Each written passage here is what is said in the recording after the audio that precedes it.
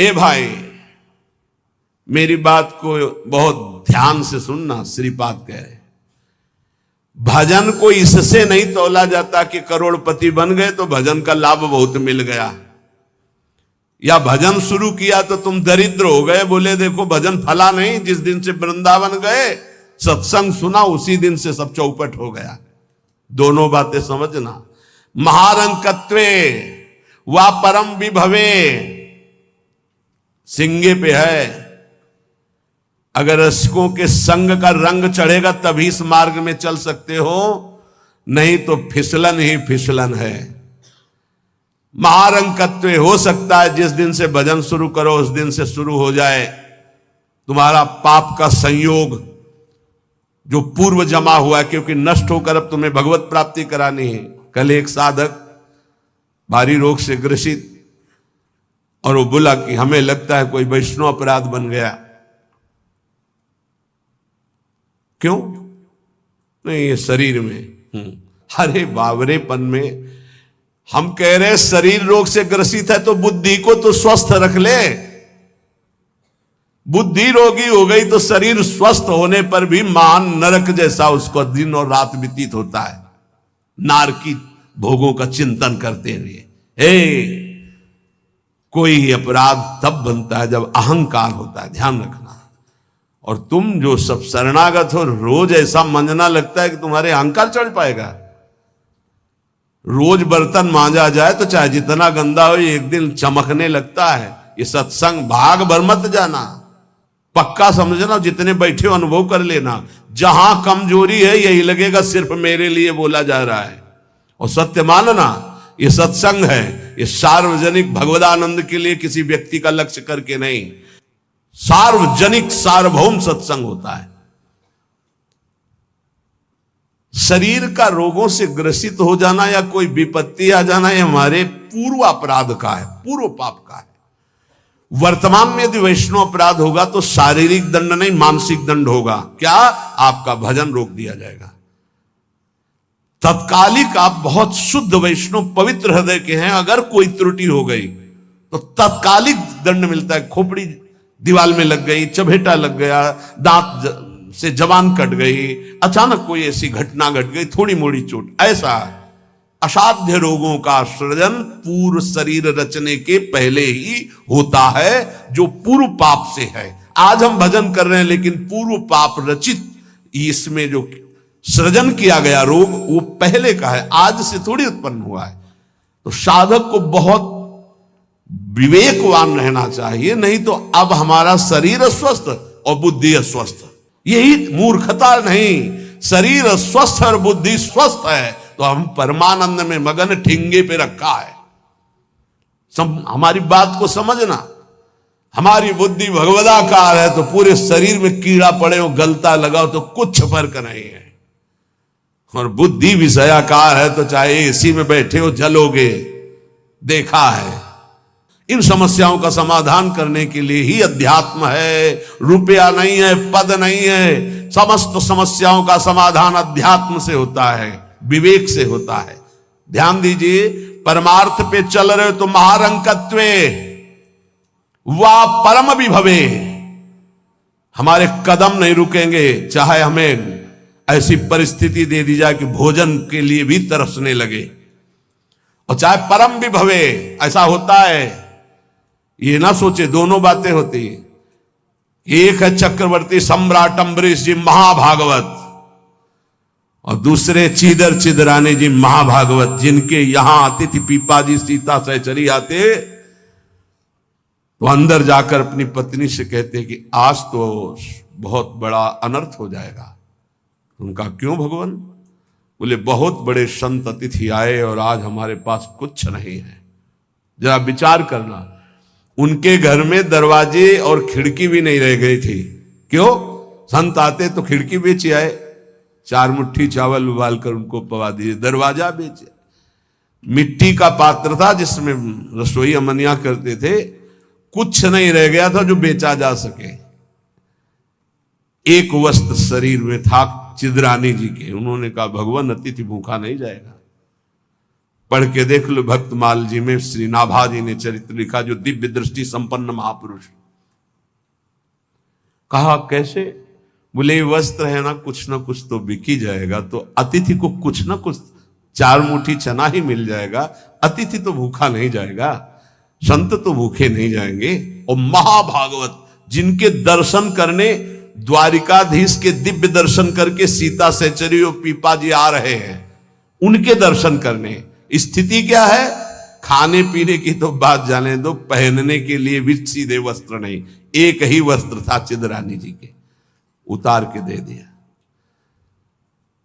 बेचा जाके जो कुछ बिका, जो कुछ भी रूखा सूखा पत्तल में लगाया और बाहर पीपा जी सीता सहचरी के साथ पाओ भगवान।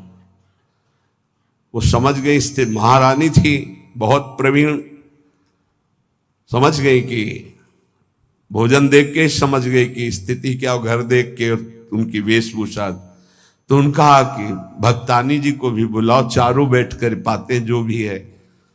वहां नहीं आप पाइए, वो तो रसोई में है। तो उनका फिर क्या होता, मैं रसोई से लिवा लाती हूं। अब उनको अगर पीपा जी कहते तो शायद चीदर जी कहते कि आप रुक जाओ, लेकिन सीता सहचरी जी तो सीधे रसोई में गई तो दिगंबर बैठी थी, समझ गए देखते। अंदर घर का हाल देखकर उनको आंसू आ गए, क्योंकि महारानी रह चुकी है वो स्वयं, तो परम वैराग्य से रहती थी, टाट लगा के, महारानी होते हुए भी टाट लगा करके भगवान की भक्ति में। सीता सहचरी जी बहुत ही ज्ञान संपन्न देवी, देखते ही उनको समझ में आ गया कि वो अकिंचनता की हद है इनके घर में, खाने के लिए दाना नहीं, कहीं कुछ नहीं। और तो उन्होंने कहा, देवी तुम निर्वस्त्र कैसे बैठी हो?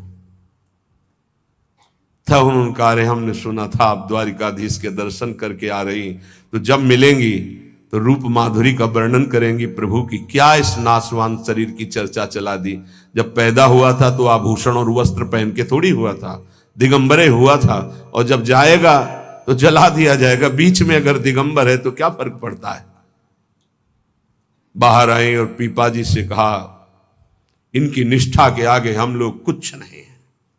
उनको था कि राज सुखों का त्याग करके कष्ट पूर्वक भगवान का भजन करते हैं, ये अद्वितीय रहनी है, पर उन्होंने कहा जो चीदर चिदरानी जी की रहनी, उसके सामने हम कुछ नहीं है। पूरी स्थिति बताई तो पीपा जी कांप गए। ऐसी स्थिति देखो, महारंकत्वे अम्बरीश जी चक्रवर्ती सम्राट परम विभवे, ये भक्तों में दोनों स्थितियां पाई जाती। इन स्थितियों से भक्ति का कोई संबंध नहीं, ये पूर्ण पुण्य का संयोग बनता है तो महान वैभव संपन्न है। एक अकिंचन भाव से रह रहा है, नहीं है उसके पास, तो ये भक्ति से तुलना नहीं की जा सकती। इसकी भक्ति कमजोर है, इसके पास वैभव नहीं, उसकी भक्ति बहुत जोर है क्योंकि उसके पास वैभव नहीं। महारंकत्वे वा परम विभवे, भक्ति से इसकी तुलना ना की जाए कि उनकी भक्ति जोर की है, खूब सुख संपन्न है, और उनकी भक्ति रंग नहीं ला रही। देखो खाने पीने की भी व्यवस्था नहीं, भक्ति का रंग अलग होता है। देखो चीदर चिदरानी जी और देखो अम्बरीश जी, दोनों महाभागवत, एक चक्रवर्ती सम्राट और एक खाने को भी नहीं, दोनों महाभागवत। ऐसे ही आप जब भक्ति के मार्ग में उतरे तो महारंकत्व हो सकता है, ऐसी परिस्थिति आ सकती है, हिम्मत मत हारिए। ये जरूर ध्यान रखिए कि अखिल विश्व ब्रह्मांड की रचना एक पलक झपकते जिस मालिक ने की उसका मैं दास हूं। इसी ठसक में नरसिंह मेहता जी का भात द्वारिकाधीश ने स्वयं भरा, और सब जानते हैं सोने चांदी की वर्षा करवा दी। उनके लिए कोई दुर्लभ बात है क्या? वाह बहुतरे सुखे वा दुखे, भक्ति मार्ग में चल रहे तो हो सकता है सुख विधान चालू हो जाए, हो सकता है दुख विधान चालू हो जाए। ये बीमारी, ये परेशानी, बहुत इसमें हिम्मती चाहिए और सत्संगी चाहिए, तभी आप निकल पाओगे, नहीं तो फिसल जाओगे पक्का। ये मार्ग परम पद का है, 84 लाख योनियों से मुक्त होना खिलवाड़ नहीं है। इस जेल से भागने के लिए कोई भी दरवाजा नहीं, एकमात्र मनुष्य दे, और मनुष्य दे सत्संग के द्वारा इससे निकल सकते हो, अन्यथा कोई उपाय नहीं। साधन को हरि भजन है, कै सत्संग सहाय। सुखेवा दुखेवा, बहुत हिम्मत। भारी से भारी सुख का विधान मिल सकता है, नाम मत छोड़ना, भजन मत छोड़ना कि हमारी पूर्ति हो गई, जो चाह मिल गया, फिर भी फंस जाओगे। और दुखेवा, अरे जब से भजन शुरू किया बड़ा दुख आना शुरू हो गया। नहीं, ये मार्ग की सुख दुख वृत्तियां, इनमें अपने परमार्थ को मत रोक देना, आगे बढ़ो। एक आगे ऐसा स्थान है जो सुख दुख दोनों से परे महान परमानंद स्वरूप है। ये छोटी छोटी वाटिकाएं हैं, कहीं सुख की कहीं दुख की, भ्रमित मत होना। यशस्वी बहुले था अपयशस्वी, हो सकता है तुम्हारा भजन ठीक चल रहा है, यश शुरू हो गया, और या हो सकता है अपयश शुरू हो गया, दोनों बातें, निंदा होने लगी। तो यश होने लगे तो उसमें खुशी नहीं मनानी, और अपयश होने लगे तो दुखी नहीं होना। वैसे अच्छी बात यह है कि अपयश होने लगे तब खुशी होना चाहिए। बड़ी कृपा हरि की, अब कोई प्रणाम करने नहीं आएगा। राधे श्याम जी धर्म मनावे चले जाओ, कोई नहीं देखेगा। जब कबीरदास जी ने देखा कि बहुत यश हो रहा है, तो संतों की युक्तियां होती। काशी की एक वैश्या के पास गए, वैश्या ने देखा कबीरदास जी आए, खड़े हो गए, प्रणाम किया। महाराज पहली प्रार्थना कि आप जल्दी यहां से निकल जाओ। उनका क्यों? अरे बोले इस गली में खड़े होने का मतलब है कि निंदा होना। आप महान संत हैं, आप यहां खड़े भी होंगे तो आपकी निंदा। हम बोले वही करवाने के लिए आए, हम निंदा करवाने के लिए आए, आप हमारा साथ देंगी? उनका भगवान आप आज्ञा करें, भला मैं नीच आपकी क्या सेवा कर सकती हूं? बोले गले में हाथ डाल के पूरी काशी में घूमना है। बोले महाराज कोई पानी नहीं पूछेगा आपको। बोले यही चाहते हैं। बोले भी जैसी आपकी इच्छा। गंगा जल भरा, थोड़ा रंग वंग डाल के, एक हाथ में गंगा जल की बोतल, दूसरे हाथ में वैश्या। अरे बोले देखो देखो, दूसरे दिन से कबीरदास जी की कुटिया शांत, कोई प्रणाम नमस्कार नहीं। अरे हम जानते थे, कुछ तो कहते हम जानते थे पहले से, असलियत तो यही है। और कुछ कहते यार कुछ तो गड़बड़ है, ऐसे महात्मा तो नहीं है। फिर भी जो कुछ श्रद्धा रखते थे वो इस बात से नहीं गए कि ठीक है अच्छे हैं पर ऐसा कैसे कर सकते हैं, छोड़ो यार। वहां कोई प्रणाम नहीं, बड़े चैन से भजन करने लगे। युक्तियां संतों की होती, पर वो युक्ति सिद्ध ही करे, जीना मुश्किल हो जाएगा अगर हिम्मत नहीं है, भगवत प्राप्त नहीं है। सिद्धों की बात है, उपद्रव न करे कि अब हम भी कुछ थोड़ा ऐसा कर पिट जाओगे। हाँ, सिद्धों की बात अलग है। फिर राजा को अश्रद्धा हुई तो चमत्कार भी उनके जीवन में था ऐसा कि दिखाया, होश उड़ गए। तो कहा भगवान वो, बोले वो जन साधारण की आंखों में धूल डालने के लिए बहुत एकत्रित हो गए, भजन में बड़ा विघ्न पड़ने लगा। यशस्वी बहुले था अपयशस्वी। देख लो भक्ति का मार्ग, आप खिलवाड़ मत समझो। महारंकत्वे व परम विभवे, मेरे कदम नहीं रुकेंगे, चाहे भिखारी बना के रखो, चाहे चक्रवर्ती राजा बना दो। बहुतरे सुखे व दुखे व, भारी सुख दे दो या भारी दुख दे दो, कदम नहीं रुकेंगे आपकी तरफ से।